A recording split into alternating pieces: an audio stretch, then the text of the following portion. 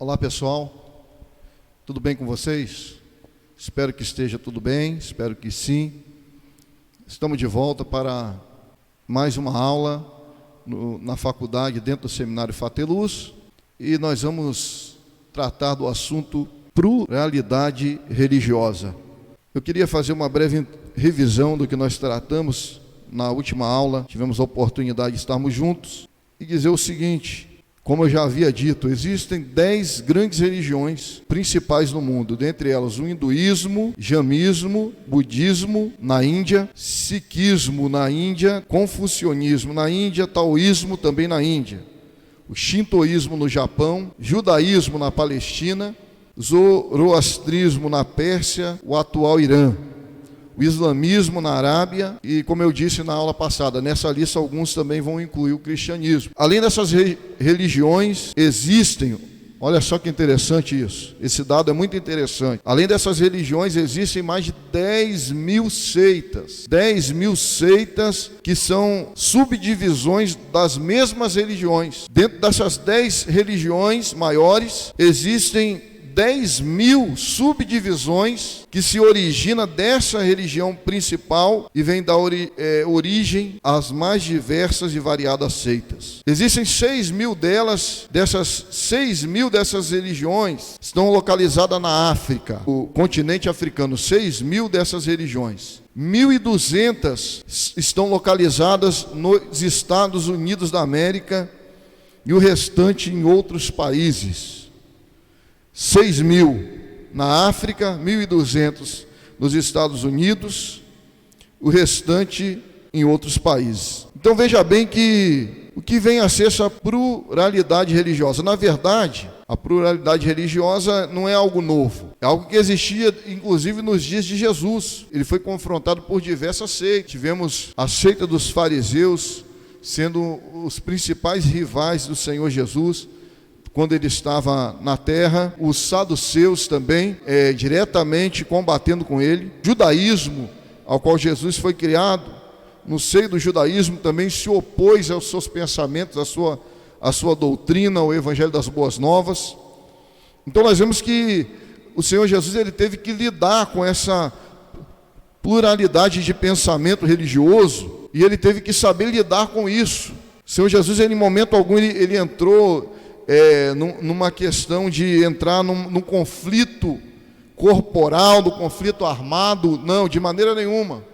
Ele debatia com ele no campo das ideias e não forçava de maneira nenhuma alguém a aceitar o que ele apregoava, o que ele ensinava. Então nós temos um grande exemplo com ele. Nós não estamos aqui para bater de frente, para brigar, para contender com ninguém que tem o pensamento ou segue uma religião diferente da nossa. Mas nós temos que ter uma atitude de defender aquilo que nós cremos.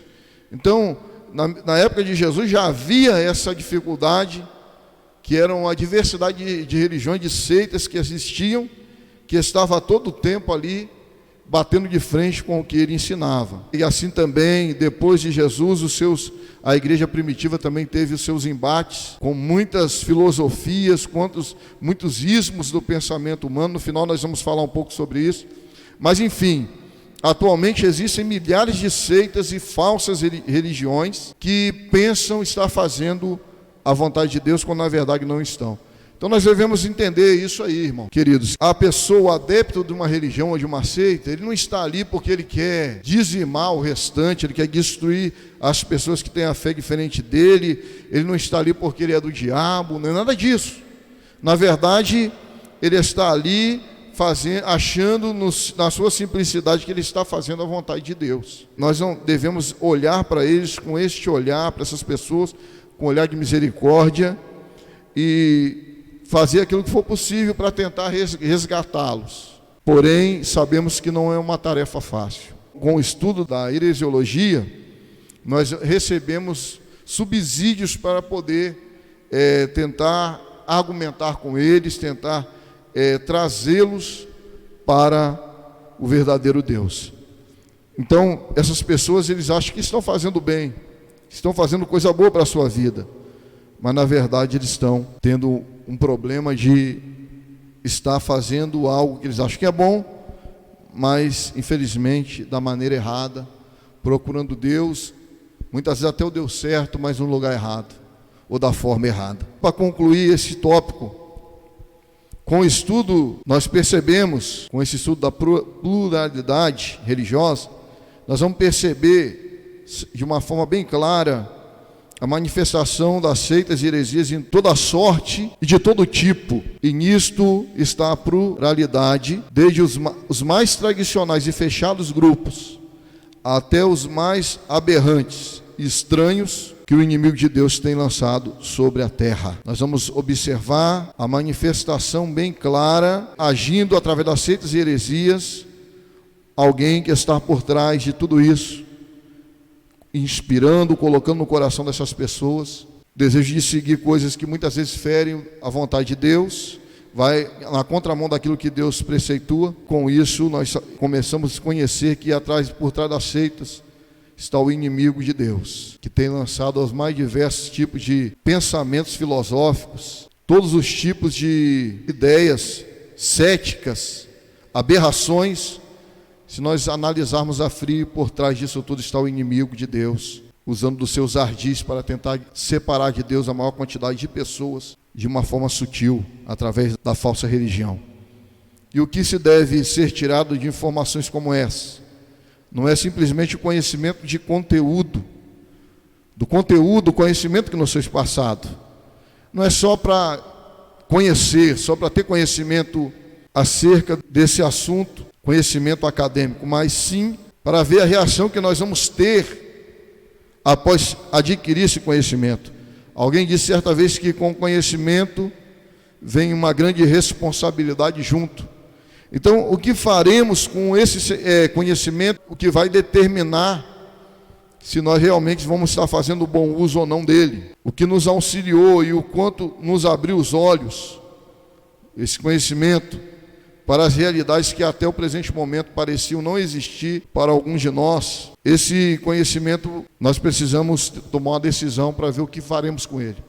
Se vamos usar, uma vez que os nossos olhos foram abertos, vamos usar esse conhecimento para ajudar outros a abrirem os olhos, ou vamos nos acomodar, nos conformar com tudo que nós estamos vendo?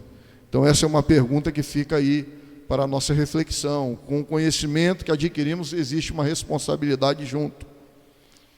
Que a nossa resposta seja à altura ao desafio que essa triste realidade nos aponta, para que com a graça de Deus e o nosso esforço possamos alertar e arrebatar a muitos desse fogo sectário, do fogo que queima, o fogo das seitas que tem queimado e consumido almas para o inferno.